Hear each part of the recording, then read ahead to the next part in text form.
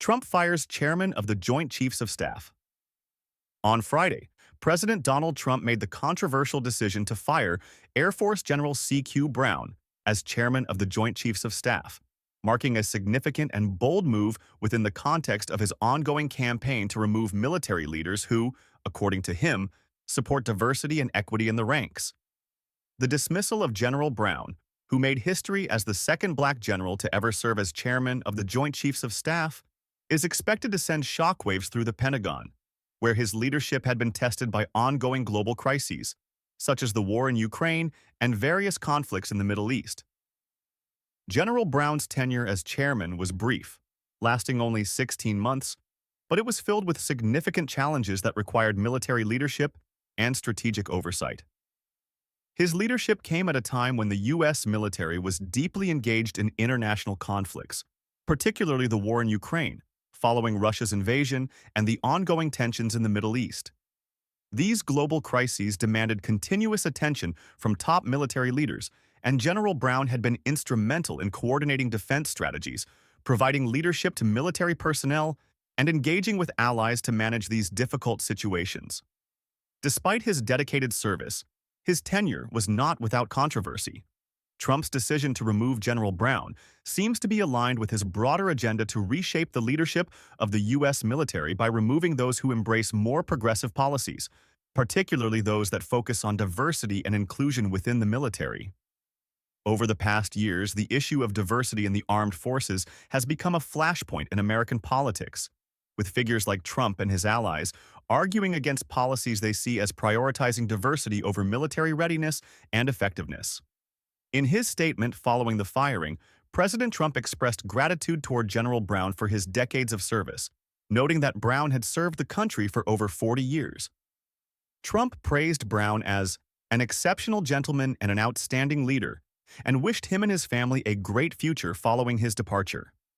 While the statement appeared cordial and respectful, it was clear that the decision to remove General Brown was politically charged and aimed at reshaping the direction of the military's leadership, especially regarding policies related to diversity and equity. Trump's choice to nominate Air Force Lieutenant General Dan Kane as the next chairman of the Joint Chiefs of Staff came swiftly after the firing of General Brown. Kane, who has a long career in the Air Force, is expected to align more closely with Trump's vision for military leadership, which includes a more traditional approach to military readiness, strategic defense, and leadership that resists the influence of diversity-focused initiatives within the military. This move, however, has sparked considerable backlash from various quarters. Despite Brown's removal, he enjoyed significant support from key members of Congress and military leaders, who praised his leadership and contributions to the armed forces. In fact, Brown had been working closely with Defense Secretary Pete Hegseth, who had only taken on the role of Secretary of Defense a few weeks prior to Brown's dismissal. It was also widely reported that, despite the political tensions, Brown had met with Trump in December at the Army-Navy football game, where the two seemed to share a cordial moment, sitting side by side for a brief period. This meeting gave the impression of a friendly exchange, which made Trump's sudden decision to remove Brown all the more surprising to many observers. The firing also sheds light on the broader tension between the political establishment and the military leadership in the United States. In recent years, the role of military leaders has been increasingly scrutinized, with questions raised about their political affiliations and their stance on issues like diversity, equity, and inclusion. Under the Trump administration, military leadership was often characterized by a preference for more conservative, traditional values. This approach stood in contrast to the leadership under former President Barack Obama, which focused on expanding opportunities for underrepresented groups, including racial minorities and women, within the armed forces. Trump's decision to replace Brown with a leader more in line with his views on military leadership signals a shift in priorities. While diversity in the military has become a central point of focus for some leaders, Trump and his supporters argue that the military should prioritize combat readiness, effectiveness, and a strong, unified focus on national defense. Critics, however, argue that such a narrow focus on military performance at the expense of diversity and inclusion undermines the values of equality and justice that the U.S. military is meant to uphold. The political ramifications of this move will likely be far-reaching. General Brown's firing serves as a clear message to military leadership that aligning with progressive policies on diversity may cost them their positions. It also reflects the ongoing politicization of the U.S. military, which has been a point of contention in American politics for several years. The tension between those who advocate for inclusive policies and those who oppose them is only expected to intensify, as the U.S. military continues to grapple with how to balance readiness and diversity in an increasingly polarized political climate. In the aftermath of General Brown's firing, it will be interesting to see how the military community responds.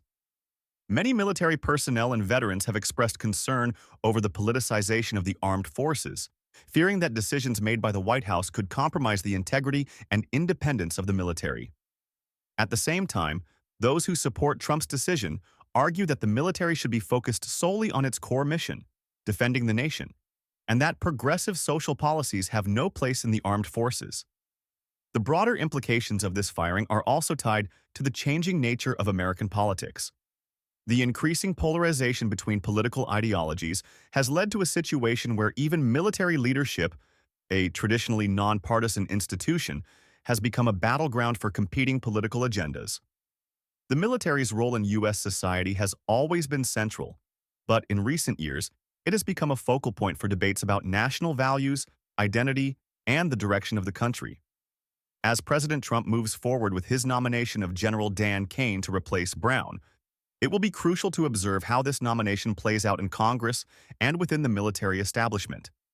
Kane's confirmation process could become a flashpoint in the ongoing debate over military diversity and leadership, and his potential confirmation will likely depend on the political climate in Washington at the time. As the story continues to unfold, it is clear that General Brown's dismissal is just one chapter in the larger narrative of how military leadership and diversity policies are evolving in the U.S. Armed Forces. It is a story that will continue to play out on the national stage, with ramifications not just for the military but for the country as a whole.